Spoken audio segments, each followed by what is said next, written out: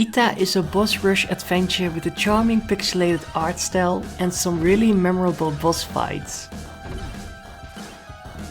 You play as ITTA, a girl who wakes up with both her father and brother dead and her mother missing. Now it's up to you to find out what is going on and restore peace to this land.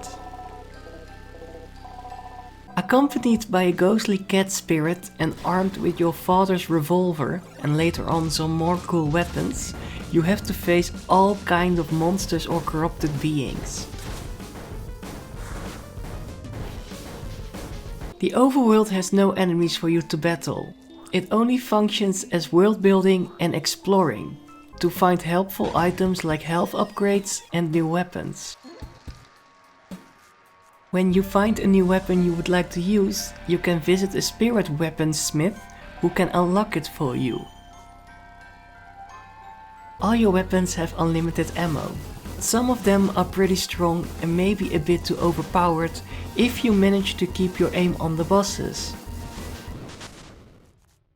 This game lets you fight boss fight after boss fight.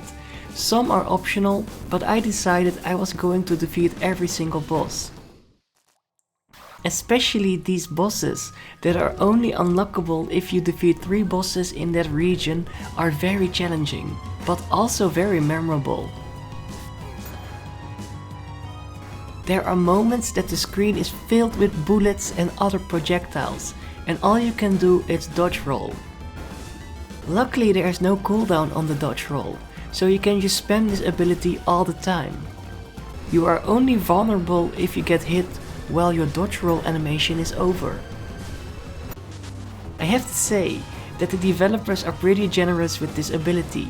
If you just spam it over and over again, you will not die, and this makes the game a bit easier than it looks. But don't get me wrong, it's still a pretty difficult game, because you have to keep aiming at the bosses while dodging all these crazy attacks. Each boss has like 3 different phases, and especially the last phase can surprise you with how crazy the attacks can become.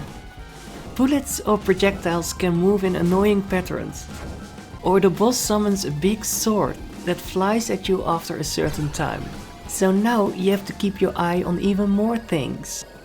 It can become really hectic, and that's why I didn't mind that the overworld was without enemies. It was a nice way to catch your breath from all the tense action, and to prepare yourself for the next upcoming battle. I advise you to explore the whole area first before you start fighting these regional bosses. I had so much trouble with defeating the big boss of the first region, because I didn't find health upgrades, and in my defense most of them are pretty well hidden, but still. It was very frustrating, especially this move where the boss just teleports right next to you. It's easy to dodge when you can actually see him doing it, but it's so hard to keep dodging it while you are surrounded by projectiles and while this huge sword is targeting you and can fly at you at any moment. But at the same time, this was the most memorable boss fight for me, because it was the biggest challenge to defeat him.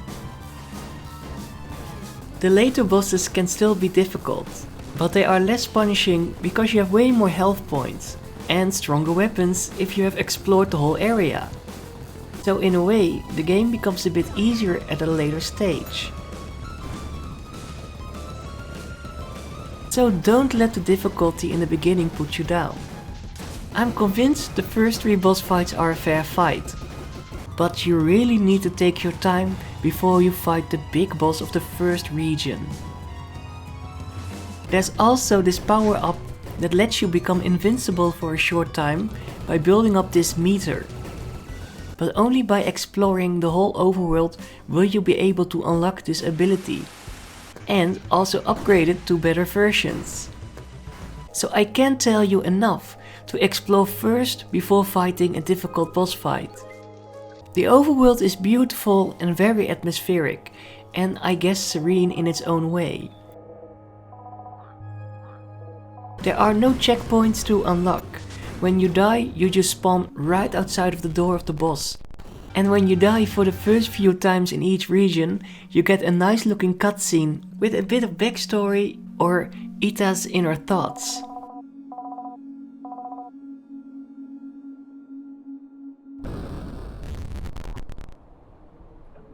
I guess I also have to mention these cat statues. If you activate one of these statues, your cat spirit gets a makeover. Some of these makeovers are really adorable or just funny. It's just a goofy feature, but it's really welcome in this bleak but beautiful world.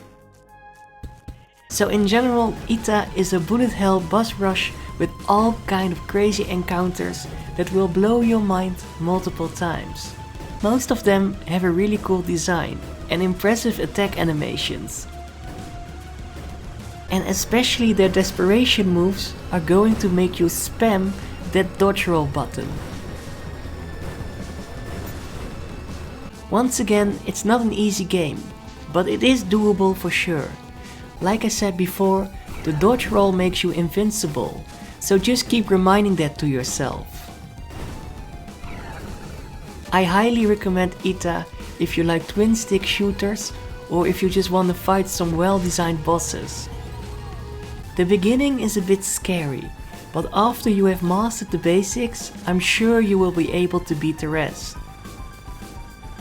So grab your favorite spirit weapon and be ready to overcome all these jaw-dropping trials in this incredibly smooth bullet hell adventure.